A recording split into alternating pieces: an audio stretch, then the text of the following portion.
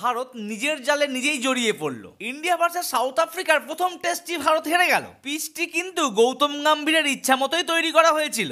Result এলো big 0, যেন মনে হচ্ছে গৌতম গম্ভীর ইন্ডিয়াকে হারিয়ে দিল। নমস্কার, আমি প্রীতিশ, আপনাদের স্বাগত জানাই ক্রিকেট স্ট্র্যাটেজিতে। কেউ কখনোই ভাবেনি ইন্ডিয়া এই টেস্টটি হারতে পারে। ক্রিকেটে নিজের পায়ে নিজেই কুড়ুল কি করে মারতে হয় তা একবার দেখে নিন এই টেস্টের খবরে। টেস্টে কি কি হলো তা জানার আগে ঝটপট আমার এই ভিডিও থেকে করে দিন লাইক আর চ্যানেলটিকে করে দিন সাবস্ক্রাইব। সাউথ আফ্রিকা প্রথমে ব্যাট করে ফার্স্ট ইনিংসে তারা বানায় 159, তার জবাবে ইন্ডিয়া রান করে 189। সেকেন্ড ইনিংসে সাউথ আফ্রিকা করে 153। দুঃখের বিষয় সেকেন্ড ইনিংসে ভারত মাত্র 93 রানেই গুটিয়ে যায়। এর ফলে ইন্ডিয়া 30 রানে হেরে গেল সাউথ আফ্রিকার কাছে। এখন প্রশ্ন হচ্ছে কেন হারলো? প্রথমত শুভমান গিল হয়ে গেল ইনজুরি, নইলে সে 30টা রান তো করেই ফেলতো। আর দ্বিতীয়ত মেন পয়েন্ট হচ্ছে টেম্বা বাবুমা, তিনি একমাত্র ব্যাটসম্যান যে এই টেস্টে 50 রান করেছেন। অবশ্য টেম্বা বাবুমার অ্যাজ এ টেস্ট ক্যাপ্টেন হিসেবে পারফরমেন্স একবার দেখে নিন, কি দুর্দান্ত, তাই না? ইডেন গার্ডেন্সে দক্ষিণ আফ্রিকার কাছে হেরে বিশ্ব টেস্ট চ্যাম্পিয়নশিপের পয়েন্ট তালিকায় ধাক্কা খেলো ভারত। ভারত চলে এলো পয়েন্ট টেবিলের 4 নম্বর স্থানে।